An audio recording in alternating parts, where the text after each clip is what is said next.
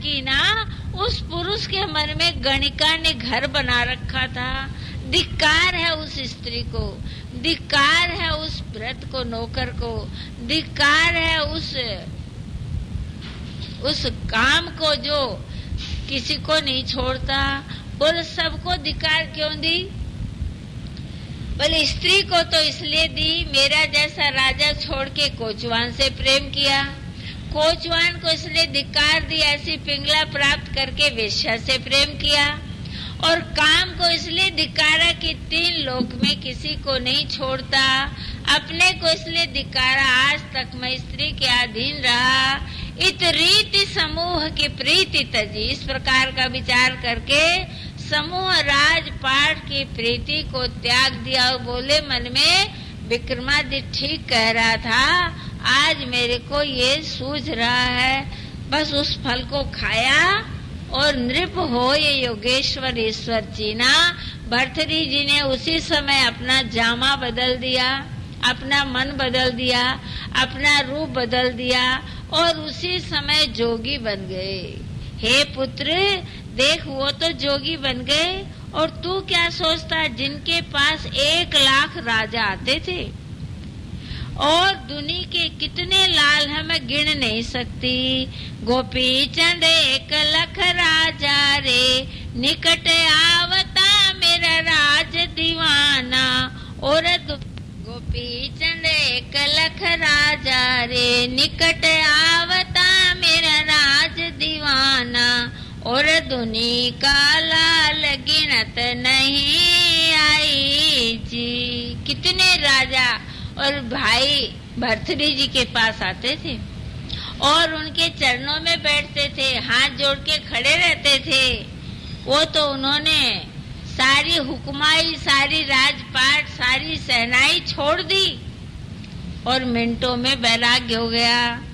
गोपीचंद कहते हैं, मैना दे माम भरतरी रे, जोगी होए गयो मैना दे माता। का जोगी होए गयो मैना दे, राज कर छजिया जो विक्रम भाई जी। मैनावती कलोई जन्म्योए, दीनानाथ ने मैना दे जननी। मोह पापी कहे मात पिता नहीं भाई। हे माता, भर्तृहरि जी राज छोड़ गए तो विक्रमादित्य ने राज संभाल लिया, पर मैं तो अकेला ही आया हूँ। हे माता, मैं तो अनाथ हूँ, मेरे तो कोई पापी ऐसा हूँ, मेरे पिता नहीं, भाई नहीं। हे माता, तेरे मन में विचार नहीं है, मैं तो अकेला यार, अकेला ही चला जाऊंगा। क्या बात है? मैनावती कहती, बेटा अकेले सब आते और अकेले ही जाते। आप बताओ, अकेले ही जाओगे कि नहीं जाओगे? अकेले आए, अकेले ही जाना है, तो कोई तो साथ नहीं जाता। इसलिए इस जगत का क्या मोह करना है। राजेश्वर इकलो ही आयो रे, इकलो जाएगो मेरा राज दीवाना। अंत संगी मेरा लाल धर्म बिना नहीं। हे पुत्र, जीव अकेला आता और अकेला जाता है, एक धर्म साथ देता। एक सेठ के पास 3 मित्र आते थे, एक तो रोज और एक 5-6 दिन से और एक बुलाने पर आता था। सेठ पर अकस्मात ही कोई विपत्ति आई। सेठ ने पूछा कि रोज आने वाले से, भाई मेरे पर विपत्ति है और मेरे को कोर्ट जाना पड़ेगा, तुम मदद करोगे? बोलो ना। जो 5-6 दिन से आता था उसको पूछा, भाई तुम करोगे? बोले नहीं, मैं तो नहीं कर सकता हूँ। जो बुलाने से आता था उसको पूछा, तुम हमारी सहायता करोगे? बोले जरूर करूँगा। रोज साथ में रहने वाला कौन है? शरीर, ये तो मुकर जाता है।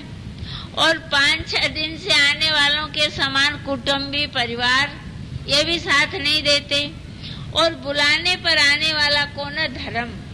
धर्म ने कहा हम तो पूरी मदद करेंगे। तुमने धर्म किया, वो कहाँ जाएगा? हम तुम्हारी सहायता करेंगे। उन्हीं ने ही धर्म ने ही सहायता की। कहा है धनानि भूमौ पशुवास्य गोष्ठे नारी ग्रह द्वारि जनाब शमशाने देहस्थितायं परलोक मार्गे धर्मानुगच्छति जीव एक। धनानि भूमौ धन भूमि में, पशु गोष्ठ में बंधे रह जाते हैं, नारी ग्रह द्वारे स्त्री घर के दरवाजे तक जाती है, जना संबंधी शमशान तक जाते हैं, देहस्थितायाम और चिता पर देह, परलोक मार्गे परलोक में धर्मानुगच्छति जीव एक धर्म ही साथ देता है। धर्म ही एक साथी है, वही कुछ काम आएगा। धर्म ही एक साथी है, वही कुछ काम। जिन महलों में कर ममता, स्वर्ग सा जो तुम्हें लगता।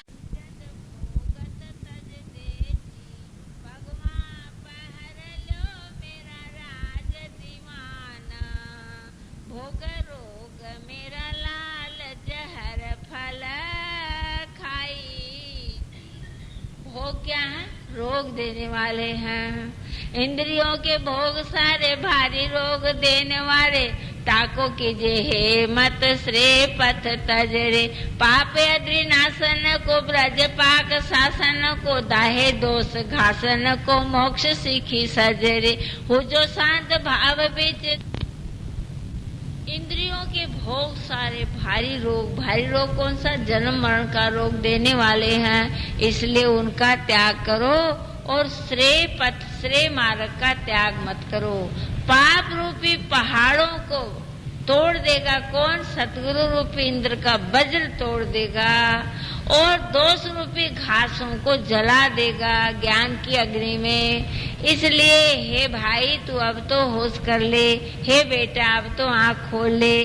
भोगों में क्या पड़ा है? भगवान पहर ले भगवान रे बेटा, पहर ले भगवान रे बेटा, पहर ले भगवान रे बेटा, पहर ले भगवान रे। जोगी बन जा रे लाला, जोगी बन जा रे लाला, जोगी बन जा रे लाला, जोगी बन जा रे। हे लाला तू जोगी बन जा, हे बेटा तू भगवान कपड़े पहन ले। परंतु गोपी चंद जी कह रहे मैया अभी से नहीं, मैनावती 16 सराण्याए, बैठी रंग महल में मैना दे जननी, राज्य करूं छू आज इंद्र की नाई।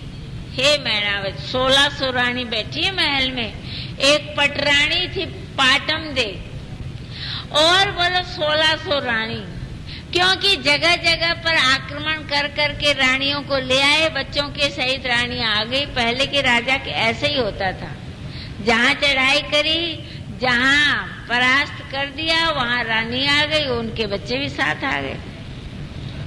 1200 कन्या गोपी चंद के, 1600 रानी। पर हे मैया सब महल में बैठी है, मैं इंद्र के समान राज करता हूँ, मेरा इतना शासन है, मैं इतना बड़ा राजा हूँ, और आप मेरे को क्या बोल रही मैया? साधु मत बनाओ ना। आंख भर जाती बार बार, पर मैया साधु मत बना। गोपी चंद कायर, गोपी चंद टाबर पण तोरे, तू छोड़ दे मेरा राज दीवाना, हाजी तू छोड़ दे मेरा राज दीवाना, काटो मोह की फांस बसो बन माही। हे पुत्र इस मोह की फांसी को काट दो और वन में चले जाओ। ऐसी कोई माता हो सकती है क्या? एक मदालसा और एक मैनावती, ये दो ही हुई। तो कहा बेटा जाओ विचार करो, नफा है कि नुकसान है, अपना हिसाब लगाना चाहिए। जैसे बढ़िया लोग हिसाब लगाते हैं दुकान में नफा हो रहा है कि नुकसान हो रहा है, ऐसे जीवन का हिसाब लगाना चाहिए कि हमारा नुकसान किस में है और हमें फायदा किस में है।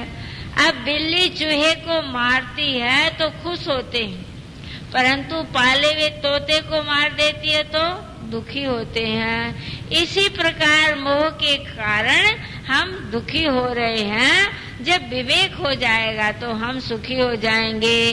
परंतु जैसे राजा के द्वारा समझाई हुई शिक्षित बिल्ली मोमबत्ती लेके गेट पर बैठती है रखवाली के लिए, परंतु जब चूहा आए तो मोमबत्ती फेंक के भाग जाती है पकड़ने के लिए। बोल ऐसा नहीं बनो और उस अवध बिल्ले के समान वो मोमबत्ती फेंक के भाग गई। ऐसे ही तुम जब विषय रूपी चूहा सामने आए तो इस ज्ञान की मोमबत्ती को फेंक के भागो ने विषयों में। बड़े अटके हुए, बड़े ना समझ हो, इसलिए ऐसा नहीं करना चाहिए। विचार करना चाहिए बेटा, तुम विचार करो। मैं तुम्हारे को नफे की बात बोलूंगी, नुकसान की कैसे बोलूंगी? हर माता अपने बेटे की फायदे की बात बोलती है। मैं तेरे फायदे की बात बोल रही हूँ, तू अब तो समझ जा और जोगी बन जा। अब बेटे के मन में बात तो जम नहीं रही है पूरी, एक दिन और लगेगा जमने में, शायद फिर वो जोगी बनेंगे। 1-2 दिन और ले लेंगे जोगी बनने में, इसलिए फिर शेष की